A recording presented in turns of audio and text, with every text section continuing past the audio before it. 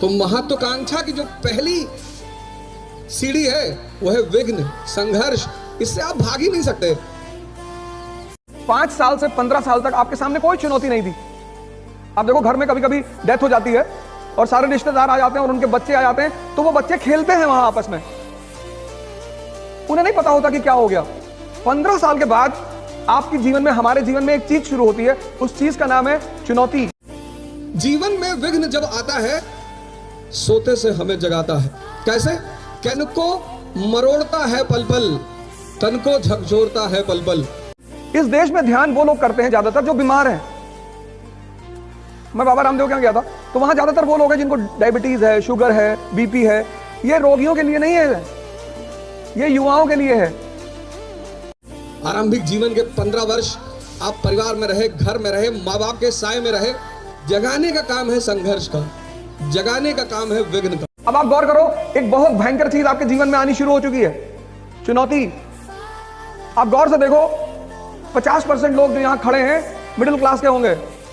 अगर बहनें हैं घर में तो उनका विवाह करना है, आपको नौकरी लेनी है। जगाने का काम है संघर्ष का, जगाने का काम है विघ्न का।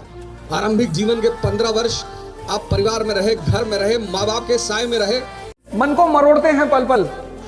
आप देखो कितने परेशान रहते होंगे। जिसने ना कभी आराम किया, विघ्नों में रहकर काम किया। जीवन में विघ्न जब आते हैं सोते से हमें जगाते हैं। क्या काम है विघ्न का? विघ्नों में जिसने काम किया, विघ्न का काम क्या है? संघर्ष का काम क्या है? जीवन में विघ्न जब आता है सोते से हमें जगाता है। मन को मरोड़ते हैं पल पल। आप देखो कितने परेशान रहते होंगे, अनरस में रहते होंगे, मन नहीं लगता होगा, गुस्सा आता होगा, चिड़चिड़ापन पैदा हो रहा होगा। ये सब चीजें शुरू हो चुकी होंगी। ये चीज यहां जितने लोग खड़े उसमें से 80% को होता होगा, गारंटी। महत्वाकांक्षा के साथ जो चीज चलती है उसका नाम है विघ्न, संघर्ष, चुनौतियां, चैलेंज। विघ्नों में जिसने काम किया। आप 4-5 लोग रहते हो तो आप रिलैक्स रहते हो। जैसे आप अकेले होते होगे आपको बेचैनी शुरू हो जाती होगी, आप चाहते हो कि बाहर निकल जाए।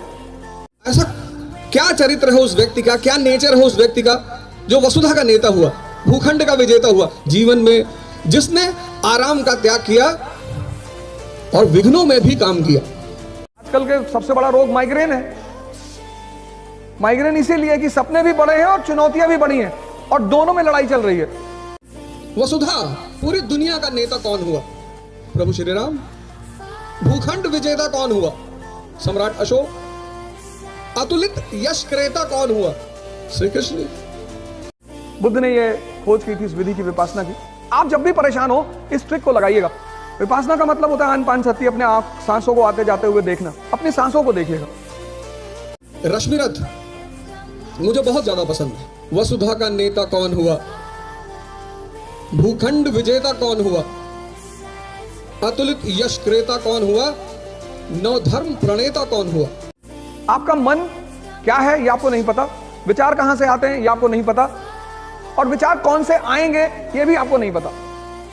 Motivation is for workers not for Kings. क्योंकि मोटिवेशन एक उधार की चीज है जो मजदूरों के लिए होती है। ये मोटिवेशन की कहानी किसने शुरू की थी? वो फोर्ड ने। क्यों? उसको पता चला कि मजदूर ज्यादा काम नहीं कर रहे हैं, तो उसने कहा इनको मोटिवेट करो। आपने कभी गौर किया इन बातों पे? नहीं किया होगा। ये तुम्हारा मन ही तो है, विचार फेंक देता। तुम बैठे हो, तुम पूरे दिन घूमो, ये तुमसे कुछ नहीं कहेगा। जैसे तुमने किताब खोली एक विचार फेंक देगा, सीतापुर वाली बुआ पापा से मकान में हिस्सा मांग रही। तपस्या, तप शब्द जो है वो गर्मी से निकला, हीट से। भारत का एक बहुत प्यारा शब्द है तपस्या, गर्मी। तो मैं आप सभी लोगों से कहूंगा कि ये जो आप जिस दौर से गुजर रहे हैं, ये सब कोई ऐसा नहीं आपके साथ हो रहा है। प्रभु राम, इसीलिए प्रभु राम है। आप सारे लोग ध्यान और योग की शुरुआत करिए। ये रिक्वेस्ट है मेरा आपसे, क्योंकि चुनौतियों से तभी लड़ पाओगे जब तुम्हारे अंदर ताकत होगी। मोटिवेशन एक उधार की चीज है जो मजदूरों के लिए होती है। इस बात को डायरी में लिख लो। तो तुम्हें विचार दे रहा है, उसको तुम पलट कर क्यों नहीं दे रहे हो वापस? तुम उसके प्रभाव में आ जा रहे हो, एक्सेप्ट कर ले रहे हो। फिर वो तुम्हें अगले आधे घंटे नचा रहा है और तुम्हारा मन थक गया। ये तुम्हारा मन ही। नशा की शुरुआत महान लोग कराते हैं, जिनको हम दोस्त कहते हैं। ये जो आप परेशान हैं, और जो मन परेशान होगा वो ही नशा करेगा। मैं सब लोगों से हाथ जोड़कर अपील कर रहा हूं, जोड़ लिया कि आप सभी लोग ध्यान से जुड़ें।